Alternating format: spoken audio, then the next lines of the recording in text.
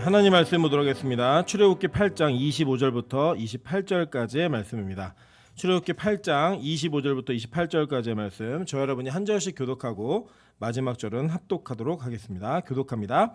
바로가 모세와 아론을 불러 이르되 너희는 가서 이 땅에서 너희 하나님께 제사를 드리라. 모세가 이르되 그리함은 부당하니이다. 우리가 우리 하나님 여호와께 제사를 드리는 것은 애굽 사람이 싫어하는 바인즉 우리가 만일 애굽 사람의 목전에서 제사를 드리면 그들이 그것을 미워하여 우리를 돌로 치지 아니하리이까. 우리가 사흘길쯤 광야로 들어가서 우리 하나님 여호와께 제사를 드리되 우리에게 명령하시는 대로 하려 하나이다. 바로가 이르되 내가 너희를 보내리니 너희가 너희의 하나님 여호와께 광야에서 제사를 드릴 것이나 너무 멀리 가지는 말라. 그런즉 너희는 나를 위하여 간구하라. 아멘. 우리 주변에 있는 분들에게 이렇게 인사하도록 하겠습니다. 당신의 얼굴을 보니 오늘 오후가 기대됩니다. 네, 우리 앞뒤로도 인사하겠습니다. 오후에 다시 만납시다. 네, 오늘은 재직회 이후에 친교회 모임이 있습니다. 너무 감사하게도 이렇게 막 후원을 해주시는 분들이 자꾸 생겨나가지고 저희 식당을 바꿔야 될 수도 있을 거예요. 식당을 살까요 그냥? 네, 그럴 수도 있는데 어쨌든 하나님의 은혜 가운데 좋은 교제 시간들이 우리 공동체 안에 또 예배 가운데 하나님과의 교제 시간이 풍성한 그런 교회 되었으면 좋겠습니다. 네, 오늘은 출애굽기 8장 25절부터 28절까지의 말씀을 가지고 부르심의 중간지대는 없다라는 제목으로 하나님 말씀 증거하도록 하겠습니다. 우리 빛과소금 교회가 이제 출애굽기 강의를 시작하면서 오늘이 이제 29번째 강의 시간인데 저희가 10가지 재앙이 어떠한 성격을 가지고 있는가를 우리 말씀을 통해 서로 나누었습니다. 이 10가지 재앙은 하나님께서 애굽인으로 살았던 이스라엘 백성들을 하나님의 백성으로 바꾸시면서 그들의 세계관을 바꾸시는 장면입니다. 왜냐하면 고대에도 그렇고 지금도 그렇지만 우리 인간에게 세계관은, 종교는 세계관입니다. 내가 어떻게 이 세상을 바라보는가에 대한 뷰포인트, 시각을 바꾸는 것이 바로 종교입니다. 그래서 우리가 기독교를 믿으면 기독교의 눈으로 세상을 바라보게 되고 불교를 믿으면 불교의 눈으로 세상을 바라보게 됩니다. 관상을 믿는 분들은요, 관상으로 세상을 바라봐요. 그래서 모든 사람들이 관상이 어떠냐 이거를 살피면서 그것들을 이렇게 판단하고 결정하는 일들을 하기도 합니다. 그렇듯 이 애굽에 살았던 이스라엘 백성들은 그들은 하나님의 백성들이었지만 그들의 평생을 애굽에서 살았기 때문에 그들의 눈과 그들의 귀와 그들의 판단과 그들의 입은 애굽 사람이었습니다. 그냥. 그랬던 애굽인들을 하나님은 10가지 재앙을 통하여 그들의 주인인 애굽인들이 섬기고 있던 신들을 하나하나 다 심판하심으로 말미암아 내가 믿고 있던 세계관이 잘못되었구나 라는 것들을 바꿔주시는 장면들이었습니다. 그렇게 강이, 나일 강이, 그리고 개구리, 그 다음에 파리까지 4가지의 재앙을 겪으면서 이 백성들에게 변화도 있었지만 동시에 바로에게도 변화가 있었습니다. 처음에 바로는 이스라엘 백성들이 자신들이 애굽을 나가겠다라는 그 요청을 했을 때 뭐 콧방구도 끼지 않았고 오히려 야 전에 게으르니까 할 일이 없어 저런가 보다 일을 더 시켜 라고 얘기했고 그는 이 어떤 것도 타협할 마음과 의지가 없었지만 오늘 이 보는 여러분이 읽으신 이 장면 속에 파리 4번째 재앙을 경험한 이후에 그는 2가지의 제안을 합니다. 그 첫 번째 제안이 뭐였냐? 오늘 25절에 보시면 바로가 모세와 아론을 불러 이르되 너희는 가서 이 땅에서 너희 하나님께 제사를 드리라 라고 얘기했다라는 거예요. 저는 오늘 이 25절과 28절에 있는 바로의 2가지 제안을 통해서 우리가 하나님 앞에 부르심을 받았을 때 우리가 타협할 수 없는 내용이 무엇이고 그 타협의 조건과 내용이 무엇이는지의 실체를 바라보면서 우리 자신의 신앙을 점검하고 정말로 출애굽할 수 있는 저 여러분 되시기를 주님의 이름으로 축원합니다. 네, 오늘 이 장면은 내용은 이런 겁니다. 이 모세가 이 재앙에 대한 연속성을 계속 얘기하고 이 재앙이 끝나지 않은 것처럼 쭉 계속 얘기했다라는 거예요. 하나님은요 이미 이 재앙을 시작하실 때부터 바로가 마지막 10번째 재앙을 경험해야지만 포기한다는 거 아셨어요. 그리고 10번째 재앙 이후에도 진짜 포기하지 못했습니다. 그렇기 때문에 이 내용들은 누구하고 누구만 아는 비밀이냐면 하나님과 모세만 아는 비밀인 거예요.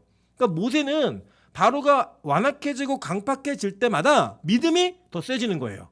왜 세지는가 하면은 하나님께서 말씀하신 대로 되거든요. 여러분 우리 인간은요 어떤 내용을 가지고 있냐면 하나님이 우리 인생에 좋은 일들만 벌리실 거라는 생각을 기대합니다. 그래서 나쁜 일이나 안 좋은 일들이 벌어지게 되면 하나님 원망하고 실망해요. 그런데 여러분 잘 명심하실 거든요. 하나님은요 우리의 안전과 우리의 좋은 일을 지키시는 분이 아니라 우리의 믿음을 지키시는 분입니다. 그래서 우리에게 때로는 어려운 일이 생기고 안 좋은 일이 생긴다 할지라도 그 안에서 하나님의 뜻이 이루어지는 과정과 장면을 통하여 내가 이 고난과 환난과 어려운 가운데 있지만 나의 믿음은 견고해지고 흔들리지 않게 되어지는 아이러니한 역사를 경험하게 되는 겁니다. 이번에도 그 하늘문에 정말 초기부터 열심히 하셨던 권사님의 남편분께서 이제 폐 종양이 보인다라는 이 판정을 받으셨어요. 코로나 때문에 기침이 안 끊어져가지고 후유증인 줄 알고 검사를 안 받고 오랫동안 있다가 병원에 가셨는데 그 진단을 받으신 거예요. 그리고 이제 그 진단 속에서 원래 이분이 열심히 하늘문에 같이 예배를 드리시다가 어떤 사건 때문에 마음이 상하셔가지고 그동안 안 오시는 과정이었는데 다시 오시면서 이게 뭐라고 얘기하셨냐면 내가 별것도 아닌 일 가지고 하나님 앞에 너무 고집을 부렸다고. 그러면서 이 기도를 받으실 때 이제 부인 권사님께서 이게 그러니까 양성이었으면 좋겠다고, 그러니까 좋은 거였으면 좋겠다고 수술할 수 있는 그렇게 얘기했더니 이분이 뭐라고 계셨냐면 그런 얘기 하지 말라고. 그거는 하나님이 결정하실 일이라고. 그러니까 그 뭐라고 또 그러고 부탁하셨냐면 혹시 내가 하나님 앞에 부름을 받으면 우리 아내 외롭지 않게 좀 잘 챙겨달라고 이렇게 이야기를 남기시는 장면을 통하여 저희 어머니가 굉장히 힘을 받으신 거예요. 그래 이게 믿음이다. 대부분은 그런 과정 속에 뭐라고 기도하냐면 살려달라는 기도를 합니다. 그리고 그런 기도를 한 게 잘못된 건 아니에요. 그럼에도 불구하고 그 생사 여탈의 그 모든 결정권이 하나님께 있다라는 인정을 하면서 하나님 나의 믿음을 지켜주시고 우리 아내의 믿음을 지켜달라고 얘기하는 그 기도 속에 오랜만에 만난 만남이지만 저희 어머니께서 이분이 이제 밖에서는 자기가 원장님 수제자라고 이렇게 얘기하고 다니시거든요. 근데 기도는 안 오세요. 안 오시는데 얘기하시는 분이에요. 그 과정을 통해서 목회자의 기쁨이 이거구나 라는 걸 느끼셨다는 거예요. 여러분 우리 인생은요 우리가 원하는 대로 우리가 의도한 대로 이끌려가지 않습니다. 그런데 중요한 건 뭐냐, 하나님이 말씀하신 대로 이루어지는 것을 보았을 때 그 어려운 상황 가운데서 믿음이 더 생긴다라는 거예요. 오늘 모세에게는 그 믿음이 생긴 겁니다. 하나님이 안 된다고 하셨는데 계속 안 되네, 강팍해진다라고 얘기하셨는데 계속 강팍해지네. 이 장면을 통해서 진짜 말씀하신 대로 되는구나 이걸 보는 거예요. 여러분 그래서요 우리에게는 축복의 말씀만이 은혜가 되는 것이 아니라 고난과 어려움과 환난의 말씀도 나에게 이루어졌을 때 동일하게 은혜가 되어야 합니다. 왜냐? 말씀하신 대로 되었으니까. 믿으십니까? 그렇게 되어지는 역사가 계속 진행되고 있다는 거예요. 근데 그 와중에 바로가 모세에게 타협안을 하나 내었습니다. 그 내용이 뭐였냐면 너희들 이 땅에서 예배하라는 거예요. 그러니까 모세는 이 바로의 마음이 진심이 아니고 이미 알아요. 하나님이 계속 완강하게 내가 정말 칠 때까지 이게 포기하지 않는다는 거 이미 알고 있었거든요. 그래서 이 내용은 타협이 아니라는 것도 물론 답도 알고 있는 거예요. 이건 안 되는 거구나. 그런데 왜 바로가 이런 타협안을 내었는가라는 것을 보고 왜 모세가 이 타협안을 단칼에 거절할 수 있었는가, 이 내용들을 한번 살펴보도록 하겠습니다. 창세기 12장 1절에 이렇게 얘기합니다. 여호와께서 아브라함에게 이르시되 너는 너의 고향과 친척과 아비의 집을 떠나 내가 내게 보여줄 땅으로 가라 라고 얘기했습니다. 자, 이 아브라함에게 약속되어진 땅, 이 땅이 어디예요? 가나안 땅이죠. 그죠? 이 가나안 땅에 대한 약속을 누가 받은 거예요? 처음에 아브라함이 받은 거예요. 그리고 이 아브라함으로 인하여서 아브라함, 이삭, 야곱, 요셉으로 이어진 야곱의 70인이 지금 이 거대한 민족이 된 거예요. 200만이 넘는 그 민족이 된 그들에게 자신들이 돌아갈 곳이 어디라고 하는 것은 아예 애초부터 정해져 있는 거예요. 하나님이 내가 내게 지시할 땅, 보여줄 땅으로 가라라고 얘기한 그 땅이 바로 그들의 터전인 겁니다. 그리고 그들은 더 좋은 어떤 땅이 제시된다 할지라도 머무를 수 없는 거예요. 여러분 실제로요, 이 가나안 땅과 애굽 땅은 비교도 할 수 없는 땅입니다. 이 애굽 땅은 나중에 이제 지도를 저 자세히 이렇게 보여드릴 텐데 이 애굽 땅은 나일강, 그러니까 애굽 땅에 보이는 뒷면에 한번 보실까요? 뒷면에 보시면 제가 간질 하나 실어드렸죠. 실었는데 여기 보면 이집트라고 보여져 있는 조그만한 글씨 보이시죠? 고기 이거 말고요. 맨 마지막 지도. 이집트라고 되어 있는 그 지역이 나일강 하류 지역입니다. 여기가 비옥한 삼각지대예요. 여기 그리고 그 옆에 보이는 고센이라고 보이시죠? 이 고센이 이 이스라엘 백성들이 머무르고 있는 땅이에요. 그러니까 이 땅은 너무나 비옥한 지역이고 너무나 좋은 땅인 거예요. 이 땅 자체가. 반면에 여러분 여기 보시는 오른편에 가나안 보이시죠? 이 가나안 땅은 땅이 물을 저장할 수 없는 땅입니다. 이 땅은 하늘에서 비가 오지 않으면 농사를 지을 수가 없고요. 연 강수량이 300mm가 되지 않으면 농사가 아예 실패입니다. 그러니까 여기는 하늘 바라보고 있어야 돼요. 비가 안 온다? 흉작. 비가 안 온다? 완전 가뭄이어서 농사 그에 망치는 거예요. 굶어 죽는 거예요. 지금 농사 망치면 뭐 대출 받아서 메꾸고 하면 되지만 이때는 그냥 농사 망치면 죽는 거예요, 그냥. 예. 그래서 이 이집트하고 가나안 땅은 인간적으로 볼 때는 비교도 할 수 없는 땅이에요. 어느 땅 가질래? 그러면 강남과 광주 이 정도예요. 예. 여러분 여기 노원이라 그러면 자존심상해 하실까봐 광주, 예. 강남과 광주 정도 이 정도 되는 비교, 이런 비교의 땅이었습니다. 그런데 이들에게 약속된 땅이 어디냐? 바로 가나안 땅이었다라는 거예요. 그러니까 이 백성은 무조건 가야 되는 거예요. 무조건. 어떠한 조건이 제시된다 할지라도 이 땅에서 머무를 수 없는 것이 바로 이스라엘 백성들 공동체의 운명이었고 그들이 가야 될 종착지가 바로 여기였다라고 성경은 말하고 있는 것입니다. 계속 볼게요. 창세기 26장 1절부터 5절입니다. 아브라함 때 첫 흉년이 들었더니 그 땅에 또 흉년이 들매 이삭이 그랄로 가서 블레셋 왕 아비멜렉에게 이르렀더니 여호와께서 이삭에게 나타나 이르시되 애굽으로 내려가지 말고 내가 내게 지시하는 땅에 거주하라. 이 땅에 거류하면 내가 너와 함께 있어 내게 복을 주고 내가 이 모든 땅을 너와 내 자손에게 주리라. 내가 내 아버지 아브라함에게 맹세한 것을 이루어 내 자손을 하늘의 별과 같이 번성하게 하며 이 모든 땅을 내 자손에게 주리니 내 자손으로 말미암아 천하 만민이 복을 받으리라. 이는 아브라함이 내 말을 순종하고 내 명령과 내 계명과 내 율례와 내 법도를 지켰음이라 하시니라 라고 얘기합니다. 여러분 이 장면은 성경에서 우리가 흔히 그냥 쉽게 지나갈 수 있는 장면인데 아주 그 아브라함 때의 흉년과는 아주 반대적인 내용의 분석이 가능한 이 구절입니다. 상황입니다. 왜냐하면 아브라함 때 들었던 첫 흉년 때는요, 가나안 땅에 있었던 아브라함이 애굽으로 내려가 버려요. 그래서 이 애굽에 내려간 그 과정 속에 뭐 자기 부인을 누이라고 속이고 막 다 아시죠, 그죠? 그래서 나중에 이제 여차여차해서 이렇게 올라오는 장면이 첫 흉년이었어요. 이 둘째 흉년을 보시면 지금 여기 이 그림의 지도에 보시면 이삭이 위치하고 있는 데가 부엘라 헤로이라는 땅입니다. 근데 이 부엘라 헤로이라는 땅은 어떤 땅이냐면 바로 이스마엘이 거주하던 땅이에요. 그래서 지금 보시면 이렇게 왼쪽으로는 술길을 따라 쭉 내려가는 왼쪽으로 이집트라고 보이시죠? 저 정도 영어는 읽으셔야 됩니다. 그냥 센스로. 예. 이렇게 왼쪽으로 보시면은 이집트가 보이시고 그리고 가나안 땅은 오른쪽에 있죠. 헤브론. 그죠? 그런데 이삭은 어디에 있어요? 부엘라헤로라는 중간지대에 있는 거예요. 근데 성경은 하나님께서 이 자녀들에게 약속하신 땅이 부엘세바까지예요. 그러니까 부엘세바는 헤브론 근처에 있어요. 밑에 쪽으로. 그러니까 지금 이삭은 약속의 땅을 어떻게 있는 거예요? 벗어나 있는 거예요. 벗어나서. 이 벗어나 있는 이에게 기근이라는 것을 통하여서 하나님은 다시 약속의 땅으로 들어올 것을 요청하시는 거예요. 너 애굽으로 가지 마라. 그래서 하나님께서는 이삭의 종착지, 즉 이삭이 머물러야 되는 땅이 어디인지를 정확히 말씀하시면서 약속의 땅을 벗어나 있던 이삭에게 가뭄이라는 사건을 통해 다시 약속의 땅으로 들어오게 하셨다라는 거예요. 그렇게 하나님은 자기가 선택한 백성들이 자기의 땅에 거하는 것을 기뻐하셨고 그 땅으로 회귀하고 돌아오게 하는 것을 하나님의 사역의 단기적인 목적으로 삼으신 것 같아요. 계속 불러대는 거예요. 계속 돌아오라고. 심지어는 야곱에게도 동일한 명령하십니다. 창세기 31장 3절입니다. 여호와께서 야곱에게 이르시되 내 조상의 땅 내 족속에게로 돌아가라. 내가 너와 함께 있으리라 하시니라 라고 얘기해요. 여러분 잘 보시면요, 이 장면은 그냥 우리가 딱 읽으면 그냥 오라고 했네 라고 얘기하지만 야곱에게는요 이게 진짜 말도 안 되는 사건이에요. 왜냐하면 야곱이 자기 형을 속이고 아버지를 속여서 하나님께서 주시는 장자권을 얻어내고 또 축복권까지 강탈해버렸어요.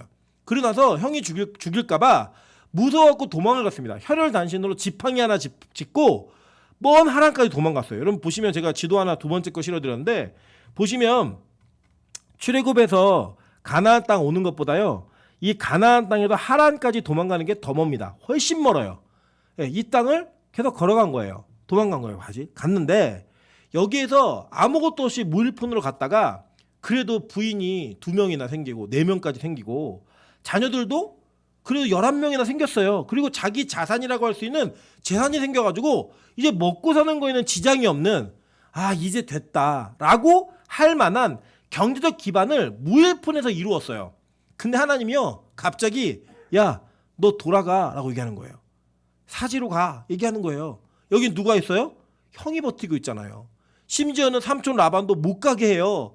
그랬던 그 낀 환경 속에서 하나님께서는 이 야곱에게 원래 너의 땅으로 돌아가라라고 이야기하는 거예요. 근데 그게 뭐라고 하냐면 내 조상의 땅, 내 족속에게로 돌아가라라고 얘기하는 겁니다. 이 조상이 누구예요? 이삭과 아브라함이에요. 그러니까 그들이 받은 언약의 땅, 그 땅으로 가서 거해야 되는 것이 바로 하나님께서 야곱에게 명령하신 그 내용이었다는 거예요. 심지어는요 하나님이요 이렇게 언약하신 내용을 다 이해했던 요셉은 하나님의 명령이 없었는데 이렇게 유언합니다. 창세기 50장 24절부터 26절입니다. 요셉이 그의 형제들에게 이르되 나는 죽을 것이나 하나님이 당신들을 돌보시고 당신들을 이 땅에서 인도하여 내사 아브라함과 이삭과 야곱에게 맹세하신 땅에 이르게 하시리라 하고, 요셉이 또 이스라엘 자손에게 맹세시켜 이르기를 하나님이 반드시 당신들을 돌보시리니 당신들은 여기서 내 해골을 메고 올라가겠다 하라 하였더라. 요셉이 110세의 죽음에 그들이 그의 몸에 향재료를 넣고 애굽에서 입관하였더라 라고 얘기해요. 그러니까 요셉에게 하나님이 너 그 땅으로 돌아가 얘기 안 했거든요. 요셉은요 하나님의 이 언약, 아브라함과 이삭과 야곱의 하나님의 언약을 다 이해하고 있었던 사람이에요. 그죠? 예수 그리스도의 모형이었기 때문에 그걸 다 이해했기 때문에 그는 자신의 죽음 이후에 하나님께서 반드시 너희들을 이 땅에서 부르실 것이다. 그러면 내 해골을 메고 올라가겠다고 약속해라 라고 얘기합니다. 그리고 성경은요 이 야곱의 장례를 입관으로 끝내요. 매장도 아니고 이 장례를 마치는 것이 아니라 입관으로 끝내는 거예요. 여러분 잘 보세요. 지금 이 요셉은 애굽에서 직분이 뭐였어요? 직책이 총리였다고요. 그러니까 애굽에서 그냥 바로를 제외하고는 가장 성공한, 그것도 어떤 역전이었어요? 종으로 팔려온 그 나라에서 죄수까지 됐다가 인생의 역전을 겪어가지고 정말 다이나믹한 성경과 스토리를 통하여 그가 인간이 올라갈 수 있는 최고의 자리에 올라간 사람 아니에요? 그죠? 그런데 여러분 보시면 그 땅을 떠나고 싶겠어요? 안 떠나고 싶겠어요? 안 떠나고 싶은 게 인지상정이고, 우리 같았으면 야 나를 위해서 정말 기념될 만한 피라미드를 지어, 이 정도는 지어줘야지, 내 인생의 스토리를 다 써갖고 이 애굽 땅의 후대에 대대로 기록해서 그게 잊혀지지 않게 해 라고 말하는 게 우리의 인생 아니에요? 그런데 요셉은요 자기가 얻었던 모든 명예와 권력과 모든 부를 다 내려놓은 결정하는 거예요. 뭐냐면 딴 거 필요 없어, 내 해골만이라도 메고 나가. 이유가 뭐냐? 그는 부활을 믿었기 때문에 자기의 해골만이라도 하나님이 약속하신 땅에 가 있어야, 그래야 하나님께서 나를 다시 건지시고 살리실 때에 내가 하나님의 약속된 땅에서 살 수 있어 라는 기대감으로 이 땅의 모든 것을 다 그냥 먼지와 같이, 의미 없는 모래와 같이 여겼다라는 거예요. 그래서 이 유언을 하는 거예요. 제가 지난주 수요일 날 저희 동기 형님을 만나고 왔어요. 제가 정확히 모르겠는데 저보다 아마 10살 많으실 거예요. 동기 형님을 만났는데 이 개척하셨는데 이제 이 형님이 15년 동안 말라위라고 하는 곳에서 이제 사역을 하신 선교사님입니다. 근데 저는 이제 말라위가 저한테 익숙한 건 제가 월드비전이라는 그 후원단체를 했을 때 제가 5명의 아이들을 도왔는데 그 5명의 돕던 아이들이 다 말라위 아이들이었어요. 이 아이들과 이제 계속 이게 뭐 걔네들 편지 쓴 거 오기도 하고 제가 계속 후원하는 걸 통해서 소식을 듣다 보니까 그 말라위라고 하는 지역 자체가 되게 반가웠습니다. 근데 이 형님이 이런 얘기를 하는 거예요. 자기가 이 교회를 들어왔는데 제가 볼 때는 형님이 조금 더 이렇게 노력을 하시거나 조금 기다리시면 더 좋은 환경의 교회로 올 수 있었는데 너무나 이게 형님의 어떤 이력에는 열악한 환경으로 들어오신 거예요. 그래서 이제 왜 이렇게 오게 됐는지를 서로 나누다 보니까 어떤 내용이 있었냐면, 자기가 말라위에서 한 15년 선교를 하다 보니까 정말 사역이 잘 됐대요. 그래가지고 자기 후배 선교사들 5명을 다 돌보고 책임질 만한 사역의 영역을 넓혀놨고, 거기에서 교단을 하나 이룰 정도로 성도들도 많이 모았고, 한인교회도 목회를 하고 현지인들 교회도 목회를 하면서 어떤 장로님께서 거액을 헌금하셔갖고 땅도 엄청 많이 사고 그 땅에 장로님께서 집을 줘줬대요. 그래서 자기 평생에 자기 집을 처음으로 딱 살았는데 1년을 살았대. 1년을. 그런데 어느 날 갑자기 공황장애가 오더라는 거예요. 이유도 모르겠는데 공황장애가 오고 구원의 기쁨도 있고 영적인 어떤 어려움이 없는데 갑자기 막 차를 타고 가다가 막 이 공포감이 엄습하면 막 옷을 다 풀어 제껴야지만 호흡을 할 수 있고 어떻게 견딜 수가 없더라는 거예요. 사역이 마비될 정도로. 그래서 자기가 기도를 하는데 기도 중에 이런 기도가 생각이 나더래요. 하나님, 제가 2텀을 마치면, 그러니까 7년씩 2텀을 마치면 하나님 다시 한국교회를 바닥부터 섬길 수 있는 기회를 달라고 신학생 때 기도했던 내용이 기억이 나더래요. 그러니까 자기가 들어올 이유가 없대요. 그러니까 뭐 말라위에서 땅을 넓게 샀으니까 얼마나 넓게 샀겠어요. 옛날에 우리 뭐 평당 뭐 2,000원, 3,000원 하던 땅 있으면 몇만 평씩 가지고 있는 것처럼 뭐 10,000평이 넘는 땅이 있고 집도 잘 됐대요, 아주. 그리고 뭐 선교 후원금도 잘 들어오니까 말라에서 한 300만 원 정도의 월 후원금이 들어오면 뭐 아무도 부럽지 않게 살 수 있는 그런 환경도 다 구축이 되어 있어서 살해 안 받고도 일할 수 있었대요. 그런데 갑자기 공황장애를 통해 하나님께서 원래 하나님이 부르신 그리고 약속되었고 계획되어진 땅으로 왔는데 그때에 비하면 아무것도 없는 곳에 하나님 부르신 거예요.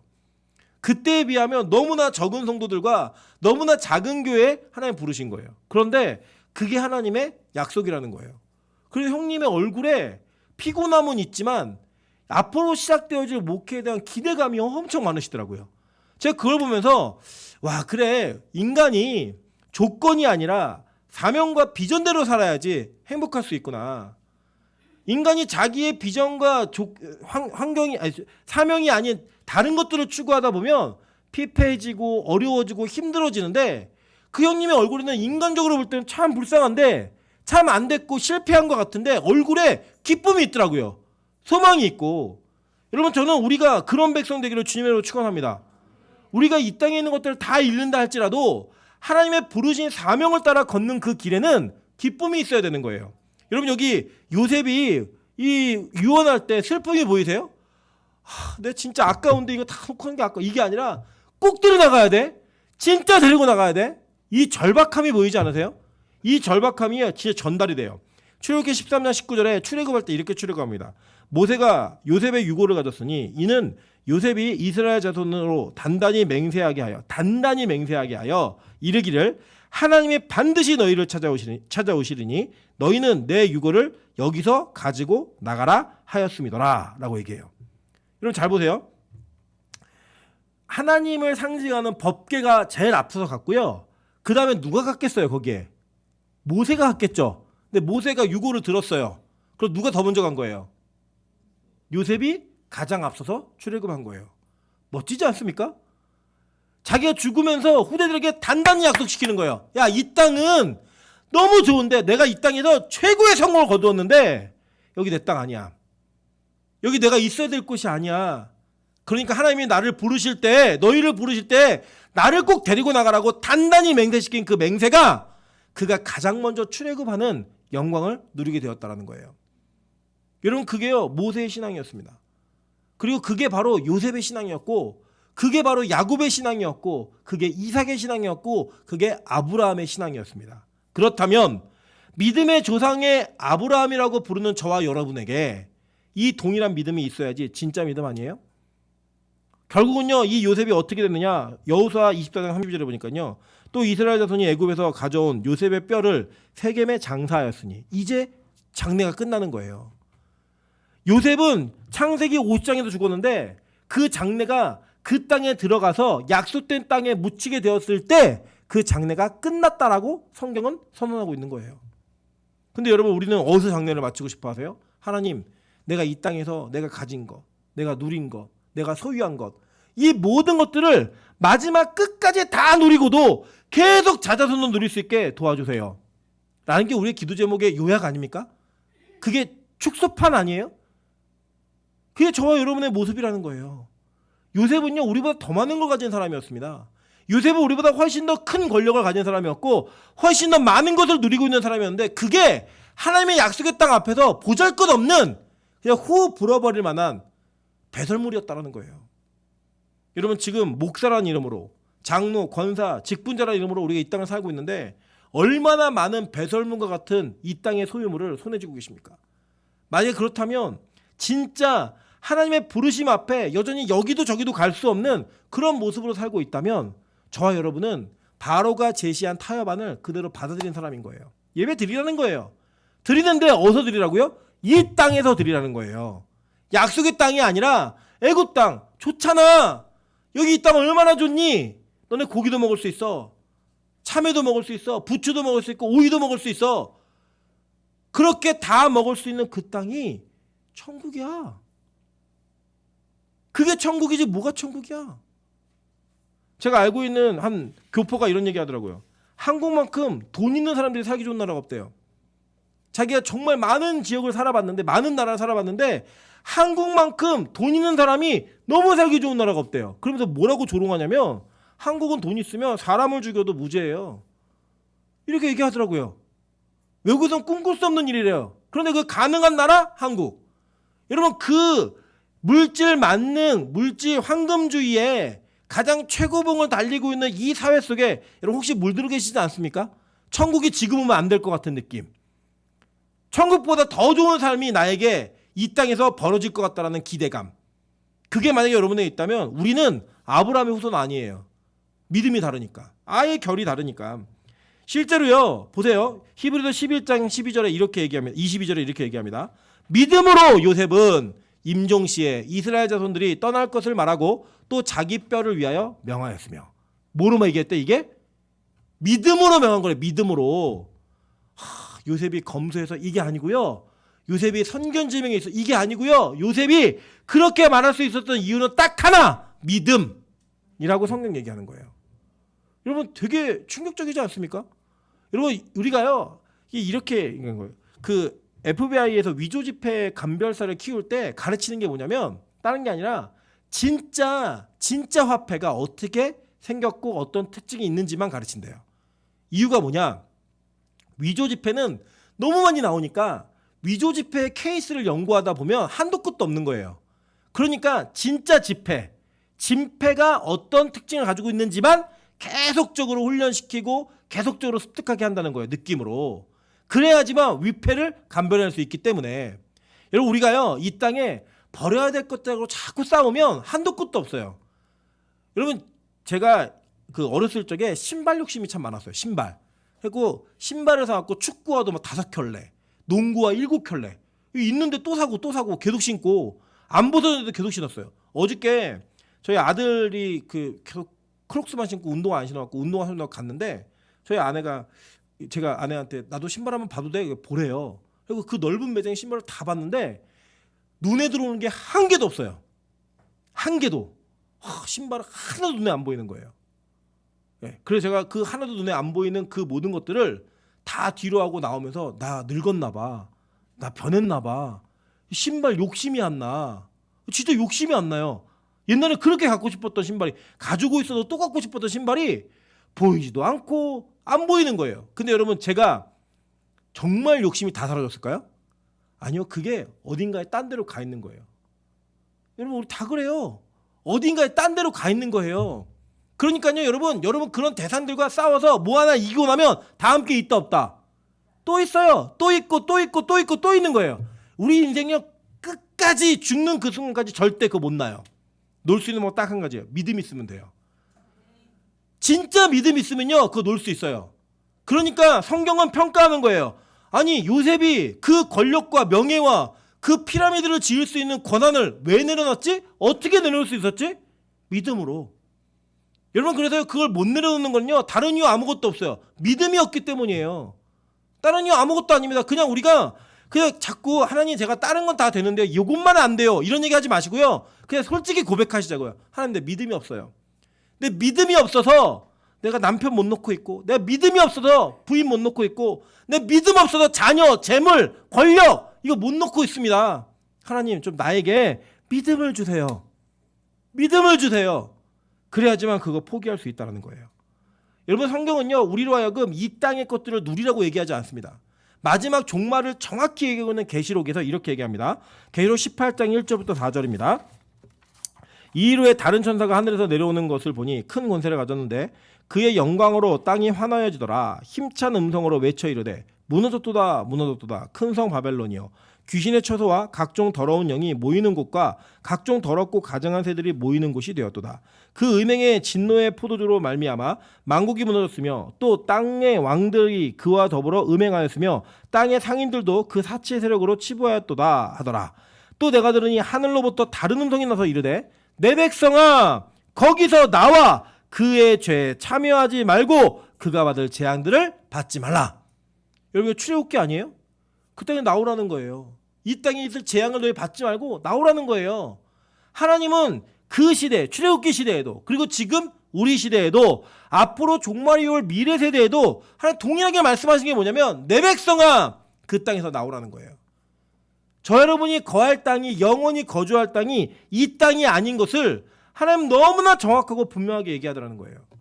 금요일날도 우리 장재범 선교사님이 설교하시면서 이런 얘기 하셨잖아요.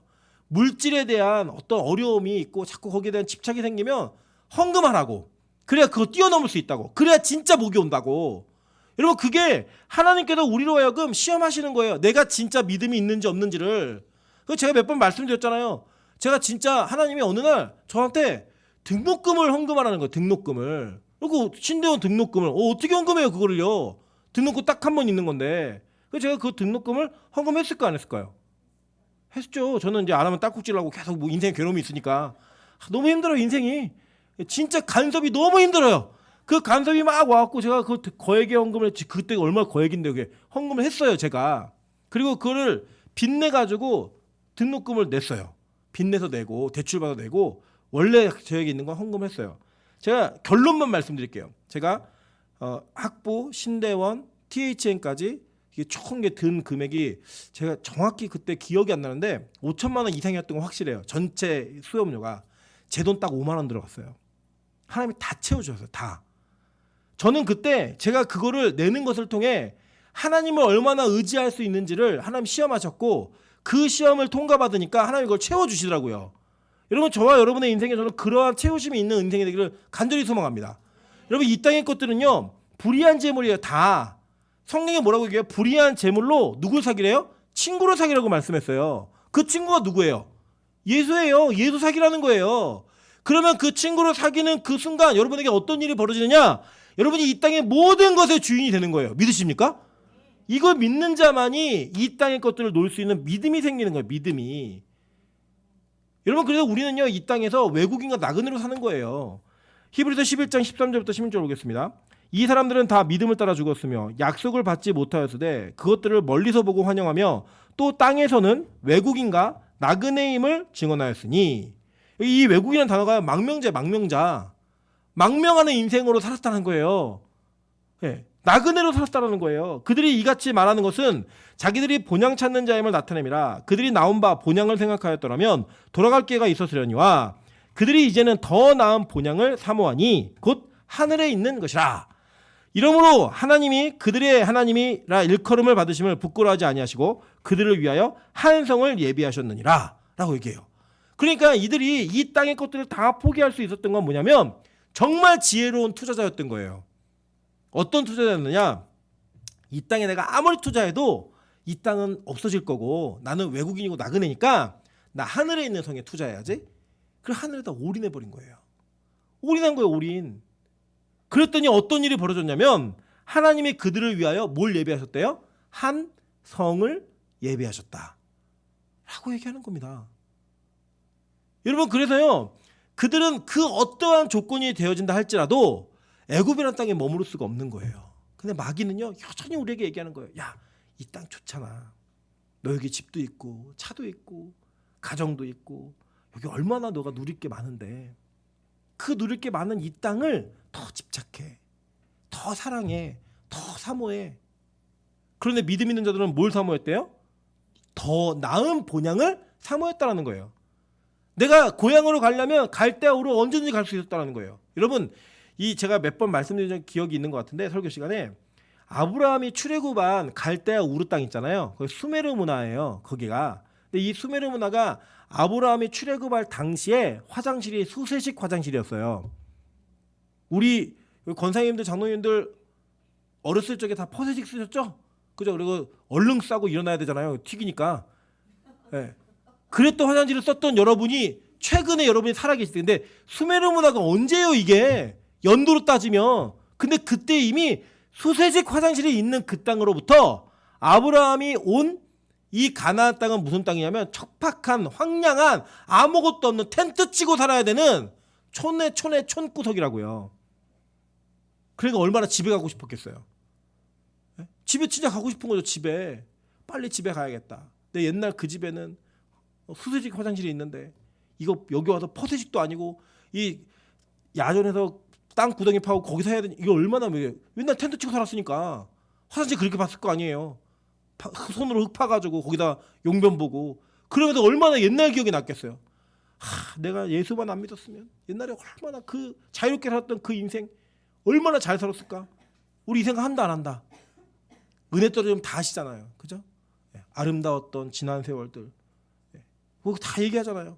우리 옆 사람에게 이렇게 인사하겠습니다. 이제 놀 사람이 당신밖에 없습니다. 옛날에 와인 한 잔 먹으면서 그죠? 술 한잔 하면서 멋지게 놀았던 멋들어지게 놀았던 그 모든 친구는 이제 못 만나요. 더군다나 이놈의 교회가 무슨 매일 예배를 드린다고 저녁마다 모이라고 TV도 못 보고 와가지고 여기서 예배 드리고 집에 가면 다 끝났어요. 재밌는 것도 친구들도 못 만나고. 이게 뭐예요? 제가 얘기 드렸잖아요.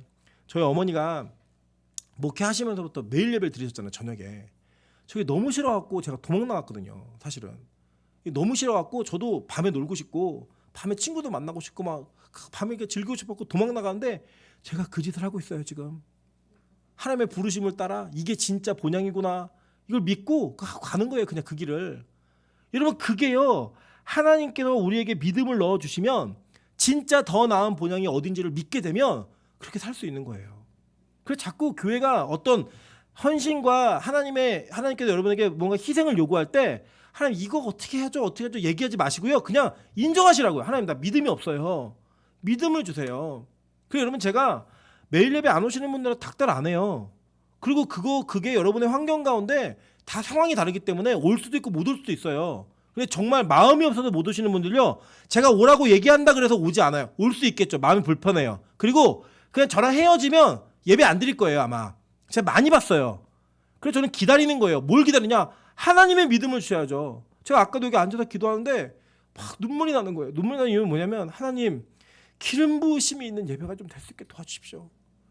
제 힘으로 안 되니까, 제 힘으로 못 하겠으니까 하나님 좀 기름 부으심이 있는 빛과 소금의 모든 예배가 저 기름 부으심 있는 예배가 될 수 있게 도와주십시오. 이게 말의 설득으로 되는 게 아니잖아요. 제가 소리친다고 되는 게 아니잖아요. 하나님의 은혜를 주셔서 여러분 마음 가운데 그 말씀이 들려야 하고 믿음이 생겨야지만 반응할 수 있는 일이잖아요. 그래서 눈물이 막 나더라고요. 하나님 좀 기름 부으심 있는 예배가 이 교회에 끊어지지 않을 수 있게 좀 도와주십시오. 그래야지만 돼요. 그 믿음이 있어야지만 우리가 하늘나라 사모할 수 있는 거예요. 하늘나라 꿈꿀 수 있는 거예요. 제가 우리 기호 형제 고등학교 때부터 봤잖아요. 근데 지난주에 부활절 지내고 이렇게 얘기하더라고요. 목사님 제가 부활을 아는데 아직 믿지는 못해요. 부활은 아는데 아직 믿지는 못해요. 제가 그 얘기 들으면서 제가 어렸을 때 가르쳤던 제자잖아요. 어렸을 때 물론 헤어졌던 시간도 있지만 하나님 제가 어렸을 때 전도사 때 뭘 가르쳤길래 아직 제가 가르쳤던 제자들에게 믿음이 없습니까? 하나님 이 부활이 아직 안 믿어진다라는 그 사실이 저한테는 참 마음도 아프고 짐으로 다가왔어요. 그래서 제가 그랬어요. 마음에 그래 내가 평생 AS 한다. 내가 평생 빚 갚는다는 마음으로 끝까지 간다. 이 마음을 가졌습니다. 마찬가지예요. 빛과 소금 교회 여러분이 많이 부활에 대한 믿음 때문에 일어나셨을 때 제가 그걸 보면서 참 많이 부담스러웠어요. 진짜 부담스러웠어요. 그 부담스러움은 아유 왜 믿음도 없어 이게 아니고요. 하나님 이게 사람의 힘으로 안 되는 거잖아요. 믿음 주셔야 가능한 거죠. 부활을 어떻게 설득해서 믿어요? 그게 어떻게 설득으로 믿어지고 설명으로 믿어져요? 진짜 하나님의 기름 부으심이 있어야지 믿어지는 거잖아요. 저 못해요. 그래서 여러분 같이 기도해 주셔야 돼요. 같이 기도하셔야 돼요. 하나님 나 안 믿어지거든요. 믿음이 없거든요. 믿음 좀 주세요 제발. 그래야 살잖아요. 마찬가지입니다. 자녀들에게도 똑같은 얘기예요. 부활이 믿어질 수 있게 기도해야 됩니다. 부활이 믿어질 수 있게 믿음을 달라고 얘기해야 돼요. 이게 우리가 가야 될 목표점이고 우리가 가야 될 길인 겁니다. 고린 지점이에요. 그래야 더 나은 본향을 사모할 수 있기 때문에. 하나님 예비한 성이 어떤 성인지 아세요? 계시록 21장 22절부터 27절입니다. 성 안에서 내가 성전을 보지 못하였으니 이는 주 하나님 곧 전능하신 이와 및 어린 양이 그 성전이심이라. 그 성은 해와 달의 비침이 쓸데없으니 이는 하나님의 영광이 비치고 어린 양이 그 등불이 되심이라. 만국이 그 빛 가운데로 다니고 땅의 왕들이 자기 영광을 가지고 그리로 들어가리라. 낮에 성문들을 도무지 닫지 아니하리니 거기에는 밤이 없음이라. 사람들이 만국의 영광과 존귀를 가지고 그리로 들어가겠고 무엇이든지 속된 것이나 가증한 일 또는 거짓말하는 자는 결코 그리로 들어가지 못하되 오직 어린 양의 생명책에 기록된 자들만 들어가리라. 이 생명책에 기록된 자들만 그 성에 들어간다는 거예요. 예비하신 성에 갈 수 있다는 거예요. 여러분 이거 배우셨잖아요. 지난 부활 때. 우리의 행위를 판단하는 책과 우리의 생명책이 기록되어 있는 그곳에 여러분의 이름이 있어야 돼요. 여기 행위를 기록된 책에 무조건 있어요. 무조건. 이 생명책에 여러분의 이름이 기록되지 않으면 여기 못 간다는 거예요. 이거 누가 기록하는 건데요? 하나님이 하시는 거잖아요. 그분께 의지해야 되는 거예요. 그분께 붙들린 바 돼야 되는 거예요. 그래서 우리는 이 땅을 나의 본향으로 삼지 않는 백성인 겁니다. 우리의 영주권, 우리의 시민권이 어디에 있어요? 하늘에 있는 거예요. 그걸 기대하고 바라보며 믿는 자들을 하나님께서는 부르시는 거예요. 그래서 이 백성들은요, 그들이 믿었던 안 믿었던 하나님 끝까지 그 땅에 거할 수 없게 끌어내시는 거예요. 여러분 그래서요, 우리 인간에게는요, 정말 부르심을 받은 자들에게는요, 중간지대 없어요. 제가 오늘 여기 간지 뒷면에 찍어드렸잖아요. 그 사진을 하나 올려드렸는데, 이집트하고 가나안 땅을 성경은 구약에서는 이 세상과 천국의 모형으로 봅니다. 그리고 이 천국의 모형 가운데 이 중간에 거치는 모든 광야의 여정을 우리 인생으로 봐요. 그리고 그 모형이 되어 있는데 제가 이거를 넣어드린 이유가 뭐냐면 여러분 여기다 점 찍어보시라고. 출애굽 어디까지 하셨는지 점 찍어보시라고 한번 그려드렸어요. 여러분 중간지대는 없다니까요. 그냥 가나안 아니면 애굽이에요. 우리가 아무리 그 고센 땅으로부터 나왔다 할지라도 그 나온 땅에서 하나님께 향한 가나안에 대한 걸음이 없잖아요. 그것에 끝까지 꼬리는 꼬리는 없잖아요. 그 여전히 애굽에 있는 거예요. 그냥. 왜냐? 경계선이 그래요. 경계선이. 땅의 경계선이. 그래서 시나이 반도 이 반도가 있는 거기가 다 그냥 애굽 땅이에요. 그냥. 애굽의 소유지였다가 군대가 주둔하고 있었던. 그렇기 때문에 지금 첫 번째 제안이었던 이 땅에서 예배드려 이거 하고요. 두 번째 제안이었던 멀리 가지 마. 똑같은 말이에요. 똑같은 말. 모습만 달라진 거예요. 은혜 받은 척. 변화된 척. 그러나 여전히 언제든지 마귀가 원하는 대로 움직일 수 있는 그 위치 포지션을 가지고 있으라는 거예요. 그래요. 두 번째 바로가 제안합니다. 출애굽기 8장 28절이에요. 바로가 이르되 내가 너희를 보내리니 너희가 너희 하나님 여호와께 광야에서 제사를 드릴 것이나 너무 멀리 가지는 말라라고 번역을 했는데 이걸 직역을 하면요. 너희는 절대 멀리 가지 말라요. 절대 멀리 가지 말라요. 그러니까 아예 이집트라고 하는 땅 그걸 벗어나지 말라는 거예요. 그러니까 지금 여기 보면은 가나안 땅이라고 지도에 보이시잖아요. 그 지역을 제외한 그 밑에 지역은 다 그냥 애굽의 소유라고 보시면 돼요. 그러니까 그냥 가나안 땅 안 들어가면 애굽인 거예요. 여러분 그래서 지금 우리나라는 좀 이걸 체감하기 힘든데 유럽 여행 가보신 분들 기억나실 거예요. 그냥 도로 하나를 건너면 나라를 건너가는 거예요. 그죠? 붙어 있어요. 그래서 중간지대라는 건 없어요. 뭐 우리나라는 DMZC라 그래가지고 이제 비무장지대가 있잖아요. 그래서 서로 이제 대면할 수 없고 직접 맞닿아 있지 않지만 다른 나라도 뭐 경계선이 다 있어요. 그래서 그 중간이라는 건 없어요. 그냥 넘어가면 다른 나라이고 안 넘어가면 그냥 내가 있는 나라예요. 그러니까 애굽 아니면 가나안인 거예요. 지옥 아니면 천국인 거예요. 믿으십니까? 그 저와 여러분의 신앙은 저와 여러분의 상태는 둘 중에 하나예요. 지옥 아니면 천국인 거예요. 이거는 성경이 말하고 있는 기정사실이에요. 기정사실. 그러니까요. 바로가 유혹하는 거예요. 그래. 멀리는 가지 마. 이게 뭐냐. 그냥 은혜는 좀 받아도 돼. 예배 드리고 조금 멀리 세상 좀 뛰는 것처럼 살아도 돼. 근데 절대 멀리 가지는 마라. 바로 돌아와야 돼. 바로 올 수 있어야 돼. 이건 거예요. 하나님 믿는다고 얘기하는데 그 세상을 못 떠나요. 하나님을 섬긴다고 얘기하는데 여전히 그 섬기는 게 다른 것이 섬기는 게 있어요. 하나님 섬기는 척만 해요. 그래서 하나님이 이렇게 얘기하셨어요. 마태복음 6장 24절입니다. 한 사람이 두 주인을 섬기지 못할 것이니 혹 이를 미워하고 저를 사랑하거나 혹 이를 중히 여기고 저를 경히 여김이라. 그죠? 중간지대 없어요. 이것도 사랑하고 저것도 사랑 못한다는 거예요. 그러면서 결론이 뭐냐? 너희가 하나님과 재물을 겸하여 섬기지 못하느니라. 돈을 사랑하면 하나님 사랑할 수 없다는 거예요. 이 세상을 사랑하면 하나님 사랑할 수 없다는 거예요. 그래서 누구만 사랑해야 돼요? 하나님만 사랑하라는 거예요. 하나님만. 여러분 이게 우리 일반적인 원리도 맞지 않아요? 여러분 예를 들어 우리 권사님들 남편이 집에 들어와갖고 여보 내가 옆집 아줌마도 사랑하고 당신 사랑하는데 당신은 조금 더 사랑하는 것 같아 라고 얘기하면 무슨 일이 벌어지겠어요? 옆집 가가지고 아우 당신보다 나 더 사랑한대요 이러면서 기뻐하세요? 내 인형 그러면서 막 잡겠죠 그죠? 난리가 나겠죠? 어떻게 같이 사랑하는 게 가능해요? 우리 아내들이 우리 장로님 집사님들에게 얘기하는 거예요. 여보 내가 당신을 사랑하는데 당신보다 BTS가 더 사랑해. BTS를 더 사랑해. 이렇게 얘기하면 어떤 일이 벌어질까요? 그러다 두 번째는 했네.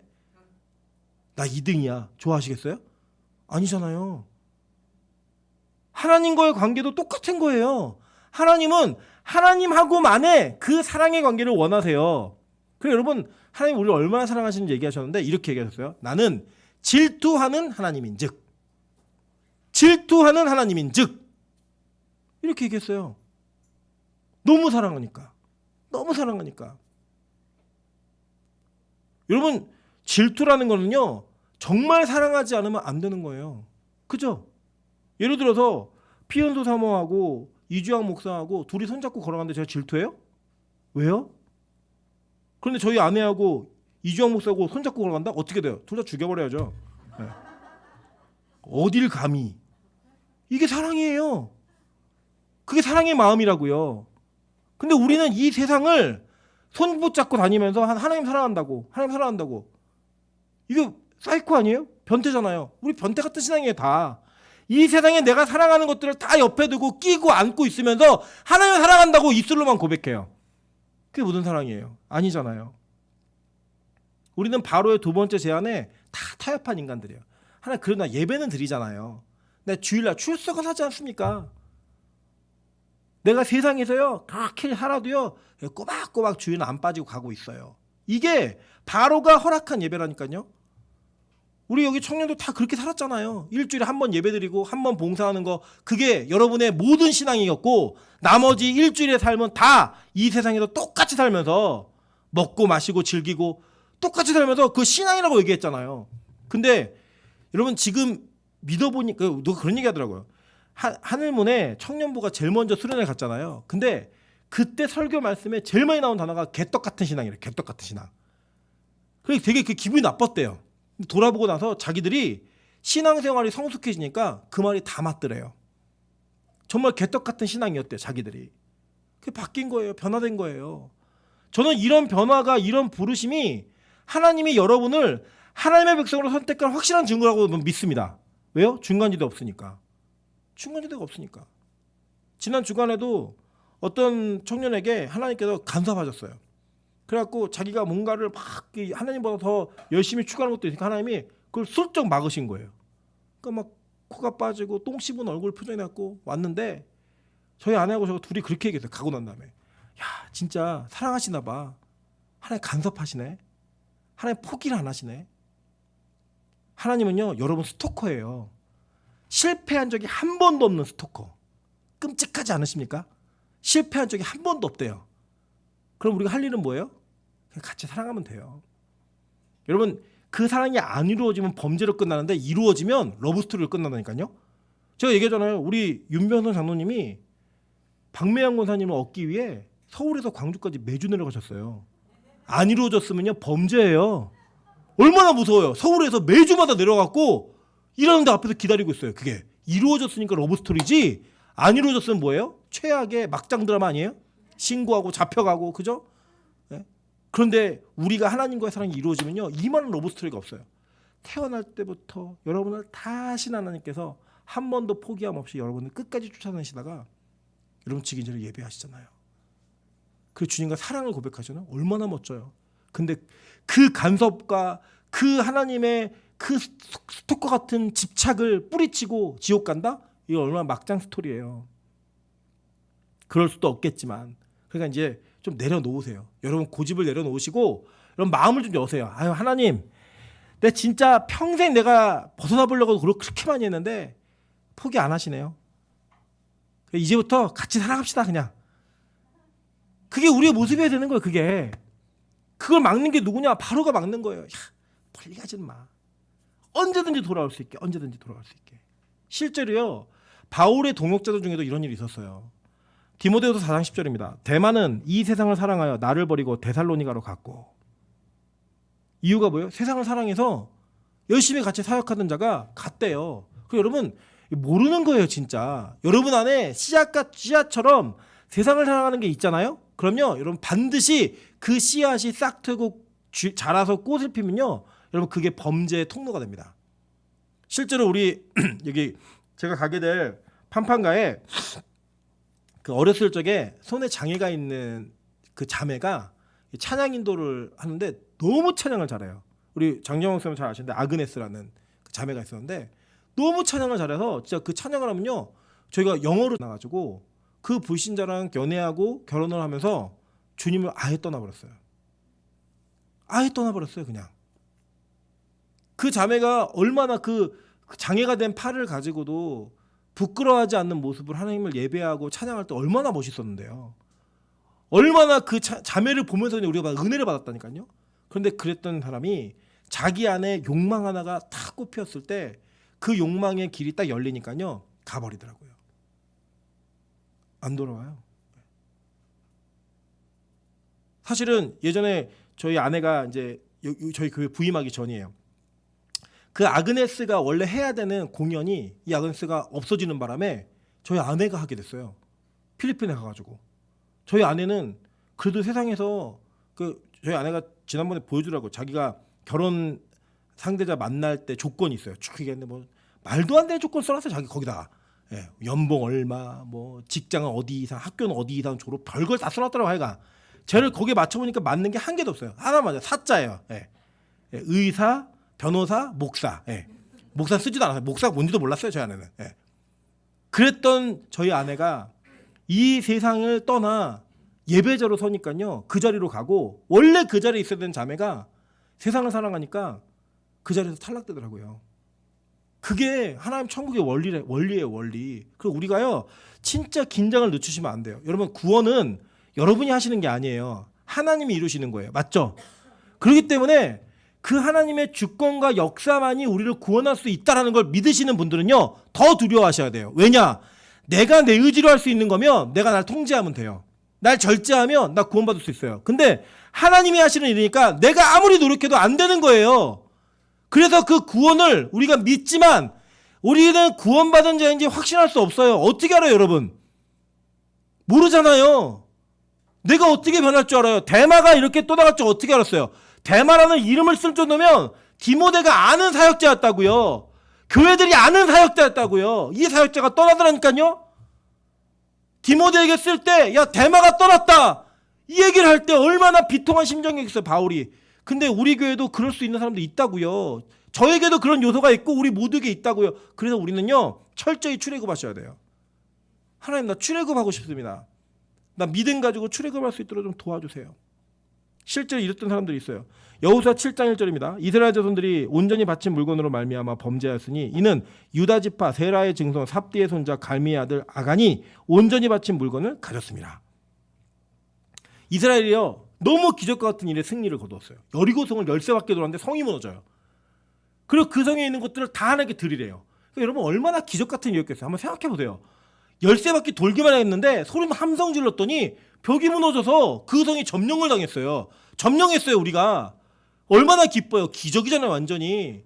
그 기적 속에 이 은혜 받았다는 모든 사람이 은혜 받았을 거 아니에요. 하나님 일하셔. 하나님 우리와 함께 하셔. 그 가운데 어떤 자가 자기의 욕심, 이 세상을 사랑하는 마음 때문에 물건을 슬쩍합니다. 그것 때문에 공동체가 전쟁에 지게 되고요. 이 사람 돌 맞아 죽어요. 아골골짝에서 돌 무덤이 생기는 일이 벌어지게 돼요. 세상을 사랑하면 그렇게 된다니까요. 사도행전 5장 1절부터 4절입니다. 아나니아라는 사람이 그의 아내 삽비라와 더불어 소유를 팔아 그 값에서 얼마를 감춤해 그 아내도 알더라. 얼마만 가져다가 사도들의 발 앞에 두니 베드로가 이르되 아나니아야 어찌하여 사탄이 내 마음에 가득하여 내가 성령을 속이고 땅값 얼마를 감추었느냐. 땅이 그대로 있을 때에는 내 땅이 아니며 판 후에도 내 마음대로 할 수가 없더냐. 어찌하여 이 일을 내 마음에 두었느냐. 사람에게 거짓말한 것이 아니요 하나님께로다. 여러분 그냥 안 바치면 차라리 되지. 은혜 받은 척 하나님께 드리는 척 하면서 자기의 판 것에 그걸 드리면서 그러니까 차라리 안 드리면 되잖아요. 아까우면. 근데 드리는 척 은혜 받은 거예요. 그러니까 드리는 그 행위까지 간 거는 은혜 받은 사람이잖아요. 근데 그 안에 뭐가 있어요? 자기 것을 감춘 거예요. 뺀 거예요. 슬쩍. 온전한 11조 하지 아니하고 마음에 감동 온 대로 11조 하지 아니하고 이게 다 아간들 하는 짓이고 아나니아 삽비라는 짓이에요. 그때 어떻게 됐어요? 남자가 죽어요. 아나니아가. 3시간 뒤에 부인이 똑같이 죽어요. 여러분 이 초대교회는요 성령의 감동으로 막 사람들이 은혜 받았고 교회가 너무나 뜨거웠던 교회예요. 이 중에 아나니아 삽비라가 있었고 이 아나니아 삽비라 부부가 여보 우리 땅 팔아서 교회 헌금하자 이 얘기할 정도면 그래도 괜찮은 믿음 아니에요? 괜찮은 믿음처럼 보이는 사람들 아니에요? 근데 그들이 땅을 판 가격에 얼마를 감춘 거예요. 이 정도는 좀 있어야 되지 않을까? 처음에 감동은 다지만 이 정도는 감춰야 되지 않을까? 아간이에요. 이 세상을 사랑한 거예요. 진짜 하나님의 본향보다 더 사랑한 게 있었던 거예요. 그래서 감추니까 하나님이 뭐라고 해요? 야, 너 사람에게 거짓말한 거 아니야. 성령을 속였어. 그 자리에서 직결심판이에요. 직결심판.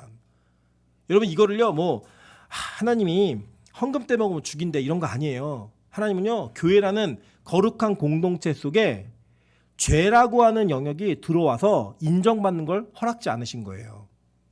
이거 이 사람들 드리고 난 다음에 숨긴 거는 부분만 알잖아요. 그럼 얼마나 사람들이 칭찬했겠어요. 야, 저 부부 땅 팔아서 다 드렸대. 저 부부 땅 팔아갖고 하나님 앞에 온전히 헌신했대. 하나님은요 순결한 교회에 그 죄의 문제가 들어오는 걸 원하지 않으셨던 거예요. 앞으로도 저는 우리 교회를 위해서 그렇게 기도할 겁니다. 하나님 제가 눈 뜨고 사람들이 죄진이 아니라 이거 못 지킵니다. 저도 죄인인데요. 하나님 죄가 있는 사람들은 스스로 떨어지게 해주세요. 바뀌어지지 않는 하나님을 속이는 죄가 있는 사람들은 스스로 떨어지게 해주세요. 저 그렇게 기도합니다. 진짜로. 왜냐? 교회는 순결이 중요해요.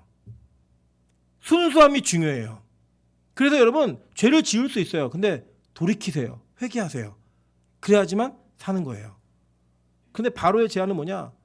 멀리 가지 말고 언제든지 다시 죄의 영역으로 돌아올 수 있을 지근에 있으라는 거예요. 그 거리에 있으라는 거예요.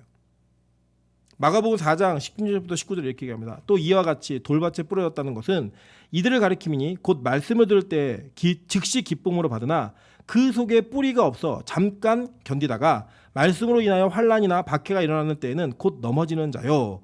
또 어떤 이는 가시떨기에 뿌려진 자니 이들은 말씀을 듣기는 하되 세상의 염려와 재물의 유혹과 기타 욕심이 들어와 말씀을 막아 결실하지 못하게 되는 자요 라고 얘기해요. 여러분 무섭지 않으십니까? 지금 우리의 모습이 여기 그대로 선언되고 있잖아요.